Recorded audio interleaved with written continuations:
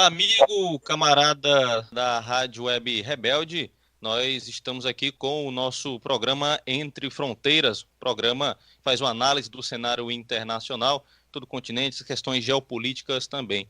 Hoje nós vamos conversar sobre o governo de Manuel López Obrador no México, ele que se elegeu presidente daquele país este ano, 2018, e acabou de assumir neste mês de dezembro.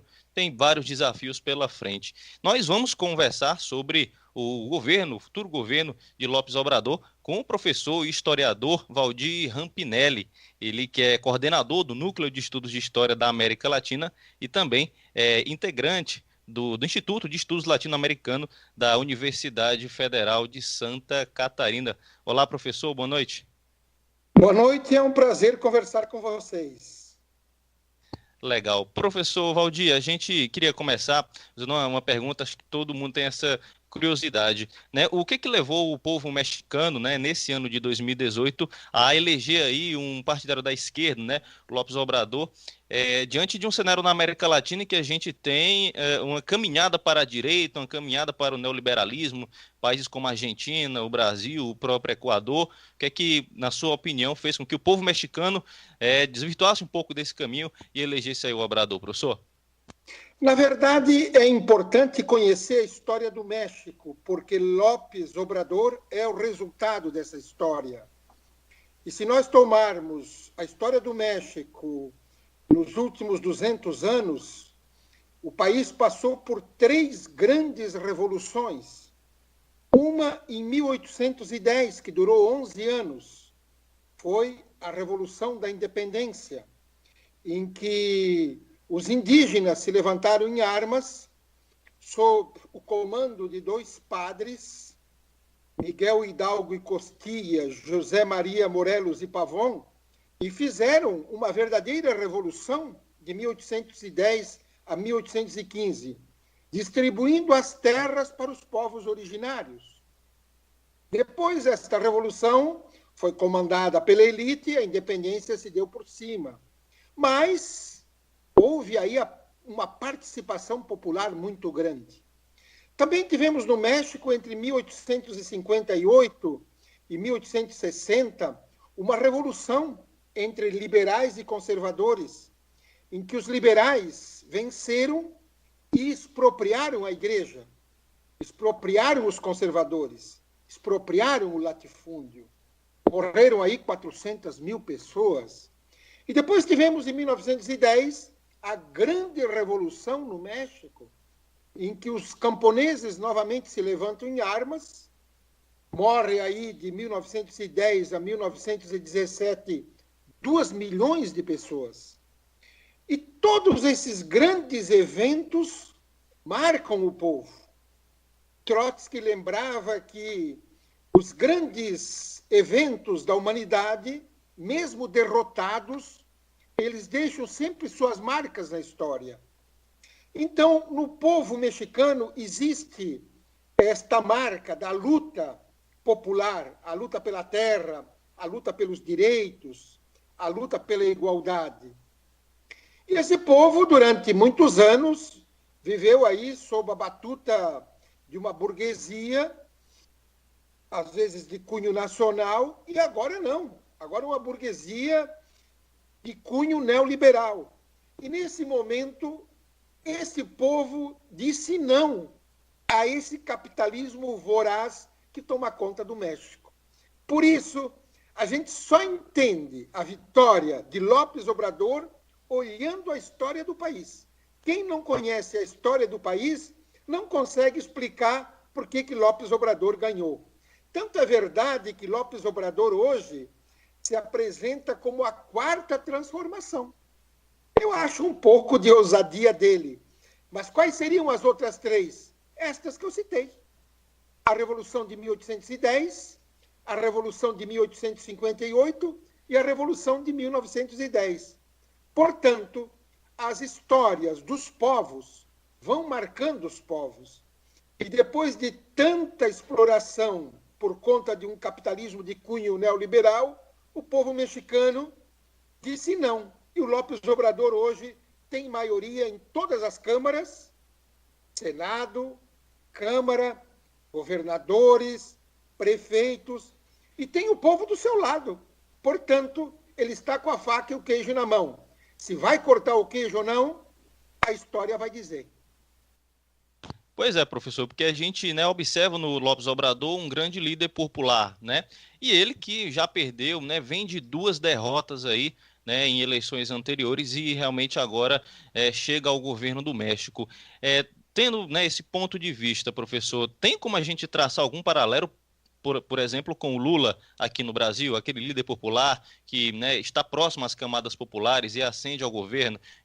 É possível tratar? E o que é que o Lopes vai enfrentar, o Obrador vai enfrentar em relação à elite daquele país? A gente vai ter realmente algumas resistências àquilo ali? Como é que o senhor vê isso?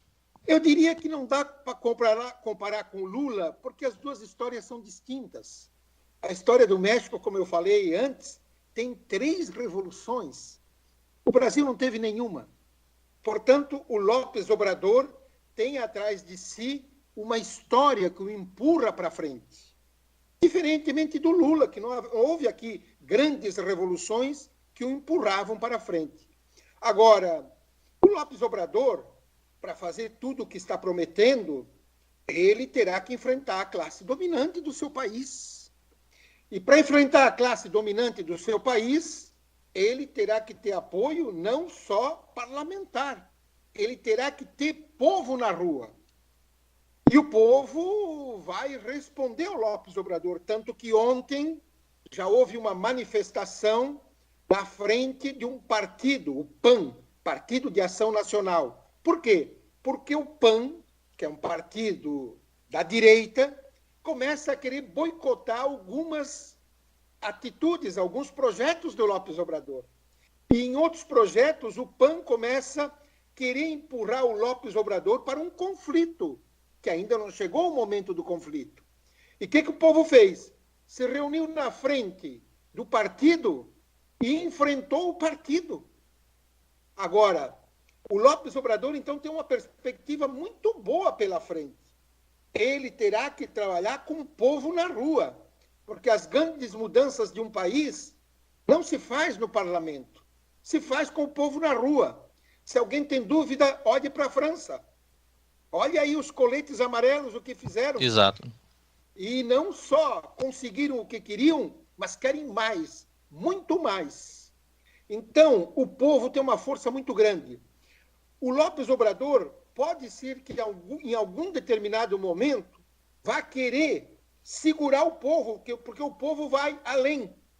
E nesse momento o povo tem que ultrapassar o Lopes Obrador e chamá-lo para que ele avance, se não na frente do povo, na retaguarda do povo. Isso já começa a acontecer. Eu daria um exemplo. Lopes Obrador, há 3 meses atrás, se reuniu com os parentes dos desaparecidos, os mortos, e prometeu a eles, numa reunião muito grande, que no dia 1º de dezembro pediria desculpas em nome do Estado pelos mortos havidos, reconhecendo que o Estado foi o responsável. O povo levantou a mão e disse não, não queremos desculpa, queremos justiça. Queremos que os punidos sejam levados às barras dos tribunais e encarcerados. Veja, o povo vai além. E o Lopes Obrador, o que fez? Acompanhou o povo. Exatamente, professor. Tanto é que ele já criou a Comissão da Verdade de Ayotzinapa, dos 43 desaparecidos. Aonde é que pode dar essa comissão? Nas Forças Armadas, na Polícia Federal, no narcotráfico e no prefeito de Iguala. Olha, é desatar a caixa de Pandora. Exatamente, ele vai ter um grande desafio. E outro desafio que eu queria pontuar, professor, aqui também com o senhor, é em relação à geopolítica daquela região, né? A gente tem aí o México, né, o Obrador à esquerda. Como é que se houver a relação, por exemplo, que a gente vai ter ali com Cuba, em países como a Nicarágua, a Venezuela, os próprios mandatários dos países, né, o Canel de Cuba estava na posse do Obrador, assim como o Maduro também estava na posse do Lopes Obrador. Como é que se houver, né, como é que fica essa relação naquela região da América Central, Venezuela ali, com o México a partir de agora? O México, historicamente, sempre esteve voltado para a América Latina. Tanto é que, quando ele fez a sua Revolução de 1910 até 1917, um dos presidentes que governou o país de 1917 até 1920 foi Venustiano Carranza, um burguês. Só que era um burguês nacionalista. E nos discursos dele, ele falava pedindo que a América Latina fizesse a sua revolução, como o México tinha feito a sua. E uma revolução de cunho nacionalista, anti-imperialista, fazendo, obviamente, uma luta contra as oligarquias regionais. Veja você, isso de 1917 a 1920. Infelizmente, o México se voltou para os Estados Unidos a partir de 1982, quando as políticas neoliberais entraram no país. O México, agora, a meu juízo, claro, vai ter uma relação com os Estados Unidos, porque 85% do seu comércio é com os Estados Unidos. Mas ele também tem muita influência na América Central e no Caribe. E López Obrador será um contraponto a Jair Bolsonaro nas relações latino-americanas. Jair Bolsonaro vai para a direita, López Obrador vai para a esquerda. Tanto é que Bolsonaro não foi na posse dele e tampouco López Obrador virá na posse de Bolsonaro. Será um contraponto nas relações latino-americanas e nas relações internacionais. Então eu vejo o México hoje como um protagonista, tendo liderança, principalmente na América Central, que é uma zona de maior influência dele, no Caribe, e eu diria, também na América Latina. Nesse caso, professor, justamente era uma próxima pergunta que eu ia fazer. Ou seja, a tendência a partir de agora é que o Brasil, com o Bolsonaro, passe a se isolar dessa América Central, essa questão do México, da Venezuela, e passe a se aliar cada vez mais. Há uma tendência de como é que fica essa relação Brasil e México a partir de agora? A tendência realmente é que haja até um rompimento ou alguma coisa parecida com isso? Sem dúvida nenhuma. O Bolsonaro, em primeiro lugar, na América, será um pau-mandado de Donald Trump. E nos governos latino-americanos, ele vai se aproximar daqueles governos conservadores e de direita, como Macri na Argentina, Piñera no Chile e Peru, Colômbia. Com o México, o López Obrador e o Bolsonaro não vão ter boas relações. Agora, não esqueçamos que a história do México pesa muito no Caribe, no que toca a Cuba, no que toca às outras ilhas da região, e pesa muito na América Central. E também em alguns países da América do Sul, porque geopoliticamente o México está numa posição estratégica. Afinal de contas, é o país que faz divisa com os Estados Unidos e, ao mesmo tempo, faz divisa com a América Central, com o Caribe e, no Pacífico, com o Oriente. Então, é um país que se abre para o Atlântico e para o Pacífico, para um país desenvolvido, que são os Estados Unidos, e para a América Latina. É uma posição muito estratégica. Não tenha dúvida, López Obrador será o contraponto de Bolsonaro na ONU, nas relações interamericanas e nas relações internacionais. Diga-se de passagem, Bolsonaro passará vergonha quando se encontrar em qualquer organismo internacional numa discussão com López Obrador. Professor, realmente é um cenário não muito alvissareiro aí para o período médio e longo prazo para as relações do Brasil com toda a América Central. Professor Valdir Rampinelli, historiador da Universidade Federal de Santa Catarina, conversando com a gente aqui na Rádio Web Rebelde, nosso programa Entre Fronteiras. A gente quer agradecer a participação do professor Valdir e pede que você não esqueça de curtir nossas redes sociais, nosso Facebook, facebook.com/Rádio Web Rebelde. Também acesse o nosso site, www.radiowebrebelde.com.br, a mídia alternativa com você. Agradeço, professor Valdir, a sua participação no nosso programa. Muito obrigado, professor. Eu que agradeço e Rádio Rebelde é um nome que evoca os rebeldes de Sierra Maestra, e rebelar-se, diz o grande filósofo Henrique Dussel, é levantar-se tendo os deuses por dentro.